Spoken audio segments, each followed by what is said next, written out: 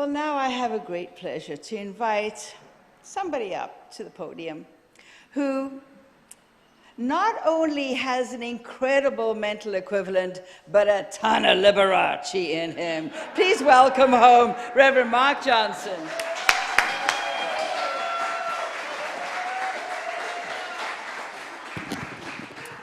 Aloha. Got to get this thing figured out. Technology. So, that's so true. It's so true. You know, if it wasn't for Liberace, I want you to know, Cher would never be the way she is. And there are so many entertainers that realize that all of us that are watching entertainers need to be entertained. And so he was the ultimate in entertainment. I actually went to his museum in Las Vegas and saw the things that he wore, and I was like, man, what a queen. Wow. He was just in a male body. It was amazing to me because those things weighed at least 300 pounds and had rollers on them when he came out to play the piano. People didn't know that, but they weighed 300 pounds of sequins, if you can imagine. So, and he also had a Rolls Royce, which I love, and it was all in mirrors. I've never seen a Rolls Royce like that in my life. And so I appreciate people that understand Liberace and also Cher got it, right? So the first thing I want to do today is I need to get into my heart, and I think I tend to be very mental because I am a science of mind, and I need to get into my heart. So I've prepared something, and I've asked my beloved friend Adam, who is in the back, that does all this stuff that I don't know how to do, and let's give him a hand. He's always there.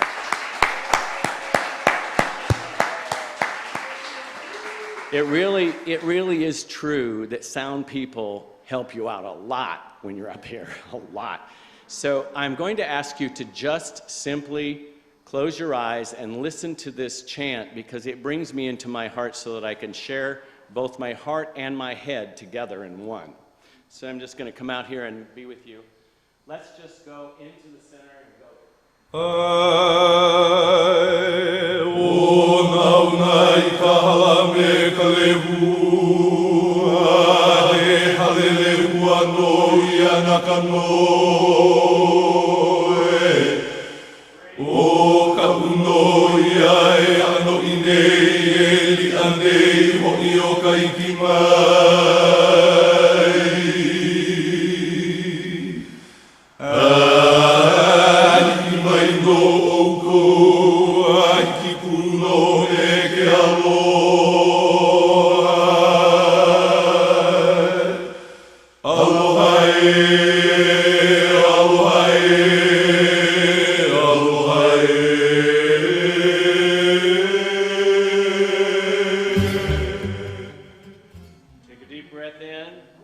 Take a deep breath in. Whew. I don't even know what they're saying, and it doesn't matter. The truth is, it is from their hearts. That's the Hawaiian way. They were mostly in their hearts, didn't understand much when the head people came. I have to just get back in my body. So today I want to show you, now I know that you see this is Liberace, but see when I speak on the mainland, they want Liberace. So I give them Liberace, give people what they want. So this is what I present as on the mainland. However, recently I was just blessed by a kahuna that said, you need to be more Hawaiian.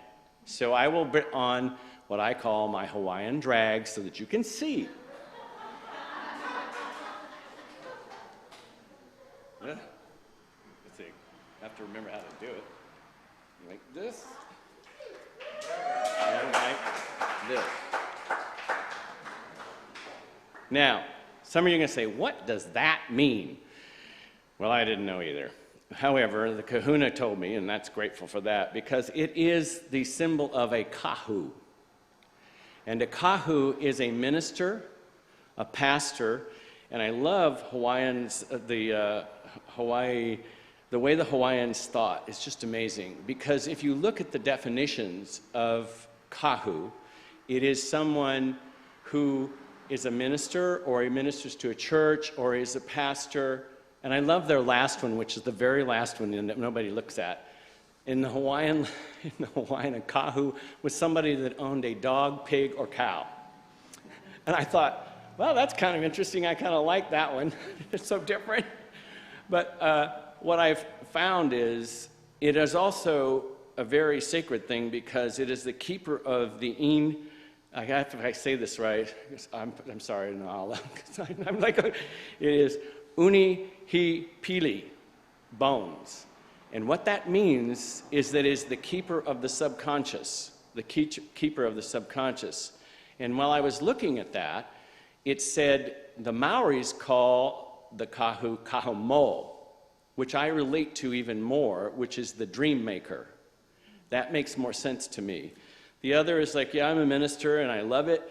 And also, you know, that the dream maker is, I don't know, how many of you heard The Dream Weaver with Gary Wright? I love that song. I could just sing it every day, you know. But it really related to me. And because I like being called Reverend Marky Mark, because there's two parts of me, like in each of you. There's a Marky, and then there's a Mark.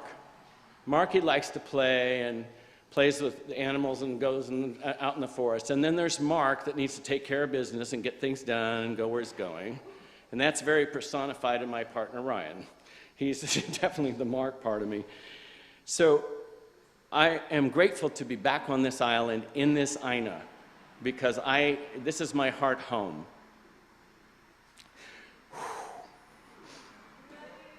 Thank you. I felt like I am in a chapter of Grey's Anatomy, being on the mainland, because you can't see anybody. I'm thinking, are we in a hospital or something? Because this is really weird. Everybody's in masks. Even the Lone Ranger took his mask off occasionally. So it was fairly crazy. But what I think of is I am affiliated here with the Center for Spiritual Living because this is where my heart is. And I love Kathy. She's the best. Everybody knows that's true. It's absolutely true.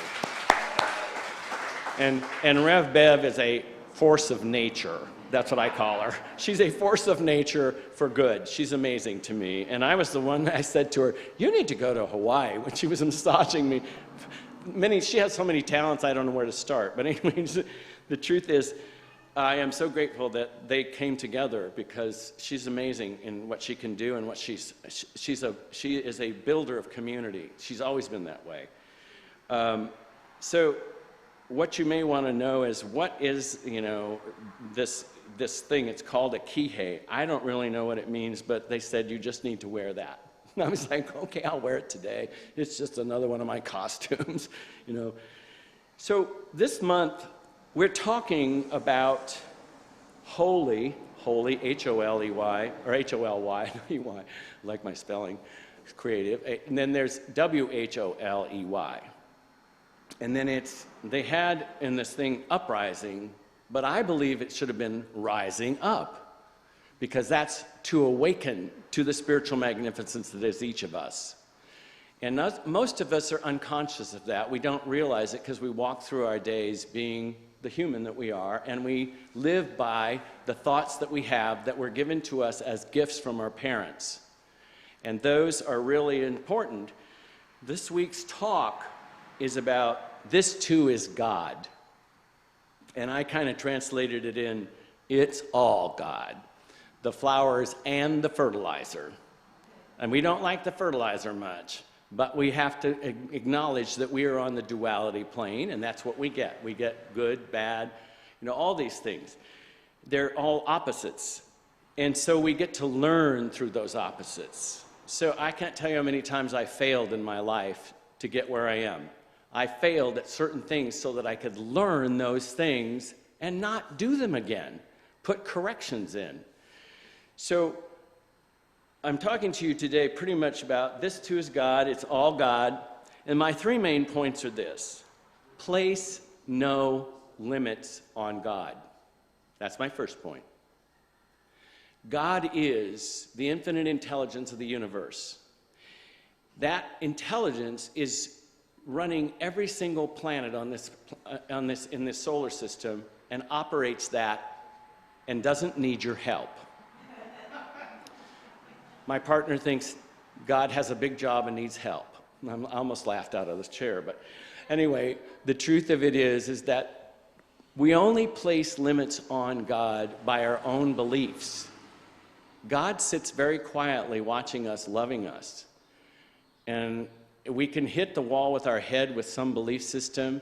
And the idea here is to learn from that. If you hit your head on the wall of life, back up, don't hit the wall again. Put the correction in, change directions. So all the limits that we place on God are our own human limits. If you think about it, we have been indoctrinated into this planet. The minute that you are born, you are a boy or a girl. One gets a blue blanket, one gets a pink blanket. There are people like me that wanted yellow blanket with sequins. So it was like, my mom's like, what are you? What planet are you from? You're not what your brother and sister at all.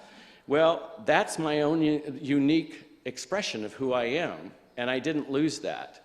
I did listen to what they said, and I practiced what they told me. That worked. But I noticed there are some things that I practiced that didn't work. And it was my job to remove the limit of my thought system from that by forgiving it.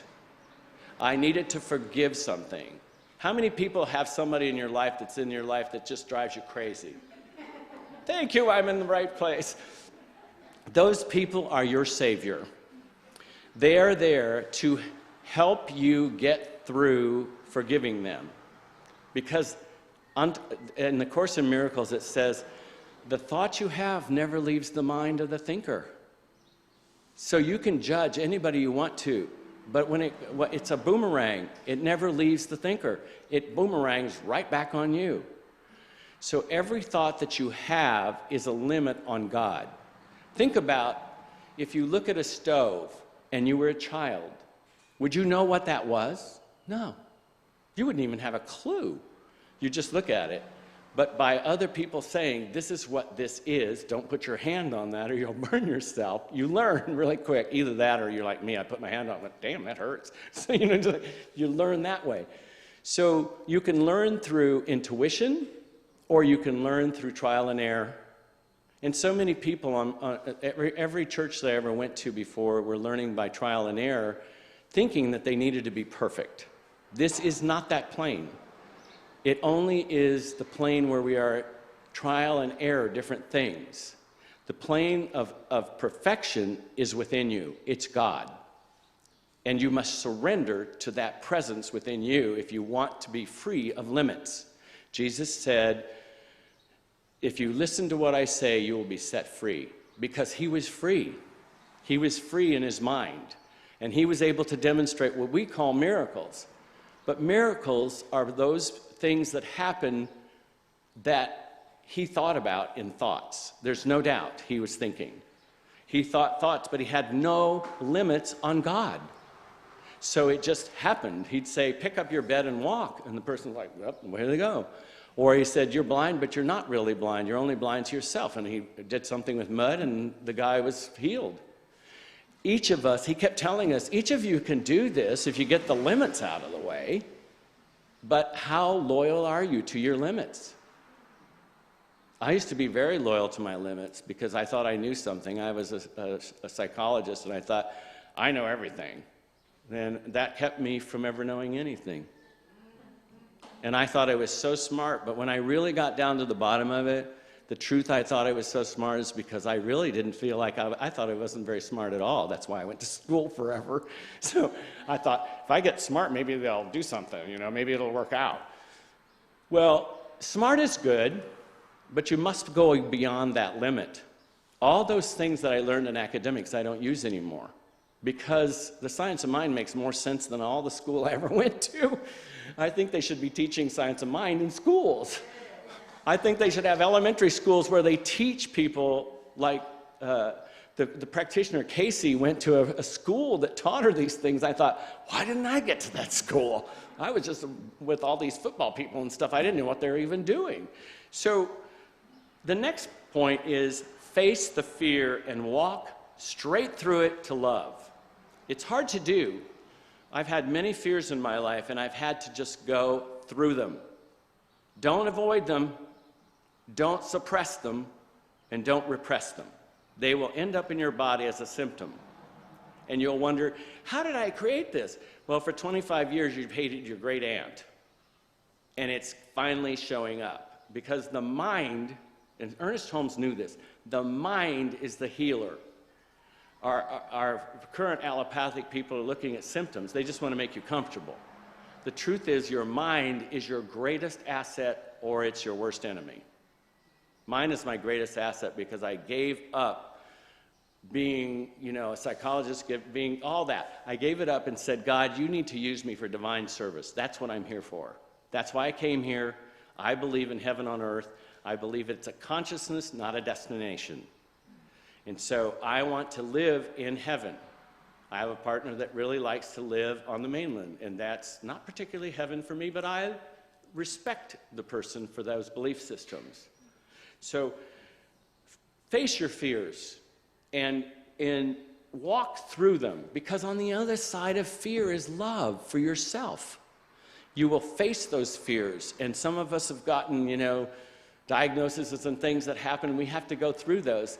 But it's not to fight them, it's to love what happened to you, because you created it.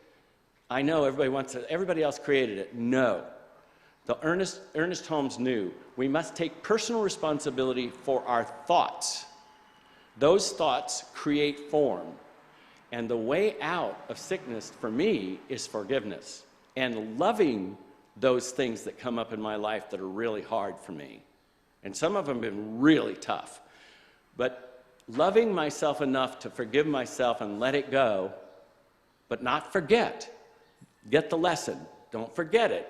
You don't hold on to it, but you forgive the person that looked like they did that to you, and you just remember that you may love the person, but you may not like their behavior, and that's okay. That's okay. So the last point I want to talk about is your higher consciousness blesses and heals this planet. It is up to each one of us to be the light of the world. I know that each of us is the light of the world. In your own way, you are the light of the world. And I think of Joy over here with Wiki, her dog. He knows that she's the light of the world, and he's not going to let anybody get near her. And he's like, don't even get near her. She is the light of the world. Each of us is the light of the world, but we've forgotten that we're the light of the world. We forget so easily, and we're so distracted by the outer. We're always like, well, if I get a new car, well, okay, that'll last about 10 minutes, that you really enjoy it. And then the next thing you'll think, well, I need a new house. So you can do that. Science of Mind can get you there. I love teaching first year because the miracles are just amazing how people do. They do all these things, and they're like, wow, I never knew I could do this. I'm like, yeah, you can do it. But you may not really value it later on. Because I love Bonnie. Bonnie has always been a master practitioner. She can demonstrate anything. She's demonstrated washers, cars. She said to me, "Look what I demonstrated." I go, yeah, it doesn't surprise me even slightly.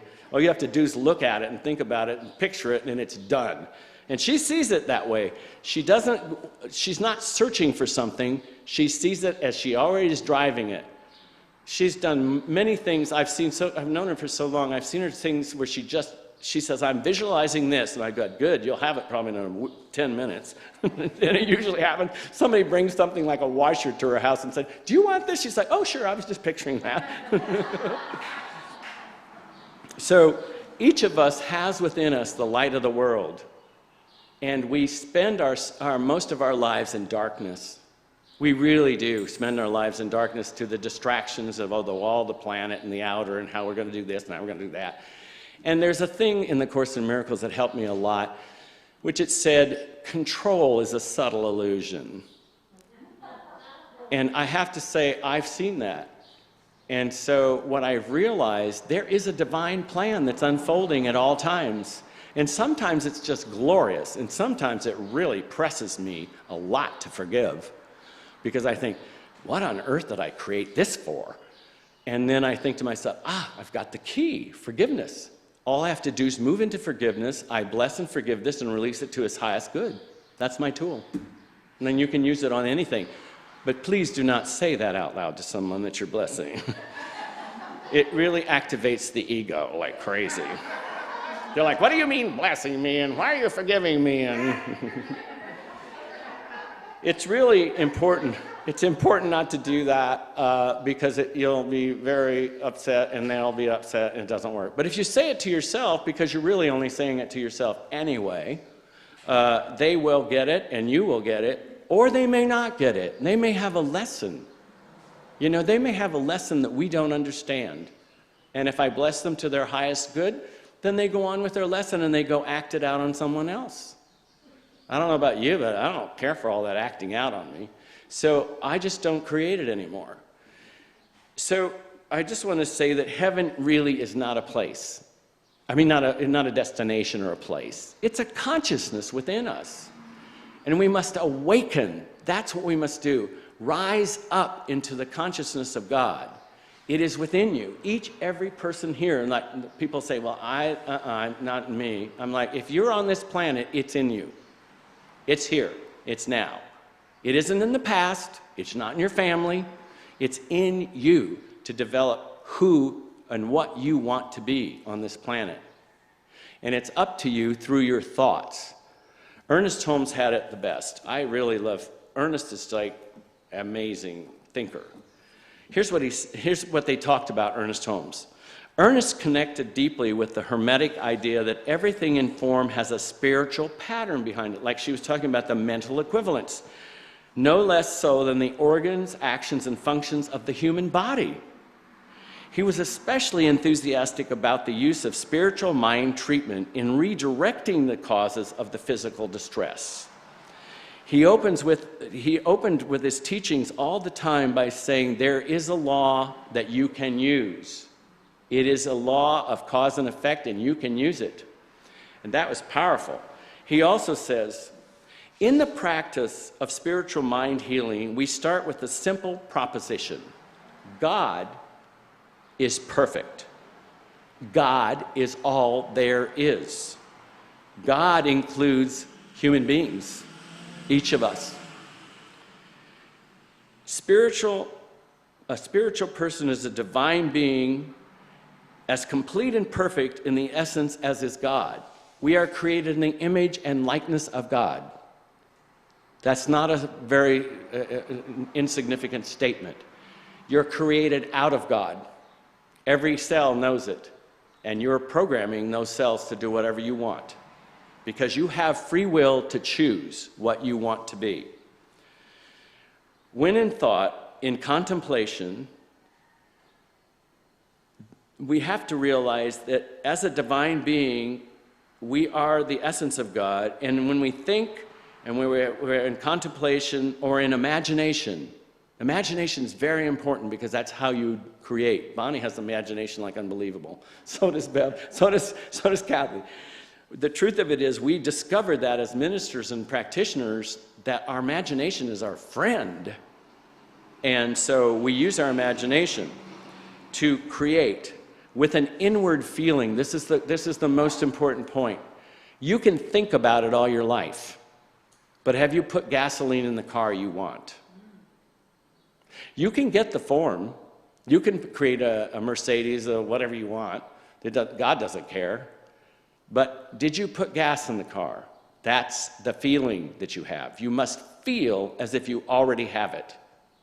And when you feel that you already have it, all the cells are starting to move towards that goal. Everything. Now, it takes a while. It's not like bingo presto and it's done. It's not bibbidi bobbidi boo for you from Cinderella. It doesn't work like that. So, because it wants to make sure you really want that. Now, I have to say, I treat for somebody and I say, I'm willing for this person to have this in their lives or something far greater I can't really understand. And that opens it up. I don't tell God what to do. I suggest. I'm like, I think this is good, but I have no idea. And I can tell you how many miracles in my life. I have a journal of miracles that just goes on because I said, God, I don't really know, but I think I want this. And God, the infinite intelligence within me would direct me to something that looked almost different. But then I think about it, oh, it has all the qualities I wanted, but it doesn't look the same as I thought it would be. So When we are clear, the consciousness, that is the whole mental life, both conscious and subjective, of discord, we are automatically healed. In other words, when we're clear and we've forgiven the judgment we have, we open the way to the Holy Spirit to actually help us. And I do this daily. My favorite prayer is, "Help, Holy Spirit, I think I know something." and I just think, because when I know something, it's because it's from the past. I don't get to live in the moment if I'm always thinking in the past. Think about it. Every thought that you have that you're starting to judge somebody, it's because you experienced somebody in the past that's not in front of you. And yet you think they look like that, so I'm going to treat them like that. No, I had that for the worst time. For all my life I had that. I was always judging people. I remember Reverend Sandy Scott said to me, "I was born and thought that's all I was supposed to do, just judge everything." And I thought, that's why you have so many problems. It's driving people crazy and yourself. Judge not anything, because it's only, like I said, a boomerang back to your own mind. And you'll get it in spades. So if you're going to judge anything, I tell people this: if you're going to judge anything, judge happy people that are rich and wealthy and they're lean. Then, of course, you have to experience that, because it draws it to you. So, I thought, this is a good judgment. I'm going to just judge the hell out of those people. And so, it works. It's like, but I was judging all these wrong things. I should judge what I want. If it's going to come to me, judge it. I don't judge anybody with cancer. I'm like, good, you got that? Okay, well, we can reverse that if you'd like. We can do that. I'm more than willing for you to have a miracle, so let's do it. I'm a miracle prayer. That's what I do. So I'm going to close with this story that I was given by Reverend Kathy, which I think really says something to us about awakening to our spiritual magnificence and letting go of all the distractions we put in our lives and all the other opinions of the world that are telling you everything. And I just want to share one other thing. I was in relationship with a research doctor who worked for Torrey Pines Cancer Research Institute. And I finally said to him, "You do know that what you're looking for, you're finding." He said, "That's ridiculous. I believe in conscious postulate." And he was a doctor. He knew what he was talking about. And I said, "Well, it tends to be that if you're going to look for something, you're going to find it." And I said, "So maybe you shouldn't be looking for cancer. Maybe you should be looking for the cure for cancer." He's like, "Well, how do you think that happened?" I said, "I have no idea, but I think God does." And he was very, very much like, God, no, I believe in science." So anyway, what you're looking for, you're looking with. And so be careful what you're looking for, you'll find it. If you're going to look for something, look for great health, vitality, a new car, something fun. Don't be looking for something else. There's a lot of other people that'll tell you what you're all about.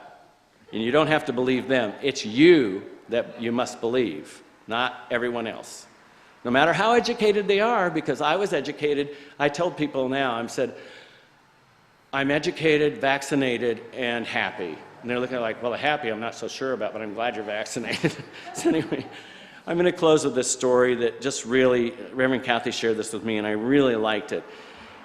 This is us, really, in this story. A person whispered, "God, speak to me." And a meadowlark sang a beautiful song. The person did not hear it, so he was listening to CNN. So he yelled at God, "Speak to me! Why aren't you speaking to me?" And so a symphony played on his radio, but he was listening to CNN one more time. Just listening, but he didn't hear it. Then the person looked up and around and he said, "God, let me see you. I want to see you. I really want to see you." And a star shone up brightly in the firmament of the night sky. But this person did not even notice. Hello. I'll pause here. That was my drama self. It's always in a hurry to go someplace that I don't need to go. Anyway, so the star shone brightly in the night sky, but he didn't even notice it because he was looking down at the plants and he didn't see anything there. And he's like, well, I can't see any light. I don't know what he is doing. Yeah, I can't see you anywhere. So the person finally shouted out loudly, show me a miracle, show me a miracle. And a life was born, a baby was born. But the person didn't even notice it, didn't notice it. So he finally thought, well, I'll just try the hardest thing to do. Touch me, God, and let me know you are here with me, walking with me. And he's like, come on, it's got to be somewhere. And he's waiting, and he says, and then whereupon God reached out and touched him, but the person brushed a butterfly away and walked away unknowing that God had already touched him. But he brushed the butterfly away because he's like, I just don't know. See, the moral of this is God knows how to do it. You don't have to tell him how to do it. He knows how to do it, but it's in subtle ways. God doesn't come to you and go, do this. That's your ego. God comes to you in very subtle ways. It comes in nature. Take a walk in the forest. Take a walk on the labyrinth. Take a walk here when Beverly did the labyrinth. It was a God experience. Be in nature. You have the greatest nature on the planet Earth. This is paradise. And this can be paradise for you if you see it that way. And you must take time. I take time every morning to set the tone for my day. I do yoga. I then read the Course in Miracles, and then I meditate and ask for the voice to tell me what I need to do today.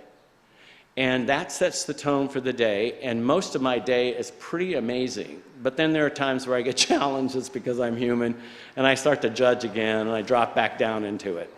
And I'm back into it, and I think, ugh, here I am again. So awaken to the life of God everywhere present, and here, especially in Hawaii. It is so easy. Roll your windows down, turn the air conditioning off, and breathe the breath of life. You have the greatest air, purest air on the planet Earth. You have some of the best water on the planet Earth. And guess what? Your whole body's made up about 98% of water. What should you be drinking? It's not Pepsi. It's not Coke. It's water. So I am grateful to be home here. And one day, I think my partner may actually be home here too. And he will show up when he needs to. And I'm going to close with a quote from the Course in Miracles that I asked Susanna to bring. And I think it's really apropos for after this speaking. It says, pause and be still a little while. And see how far you rise above the world when you release your mind from the chains and let it seek the level where it finds itself at home, heaven. So it is.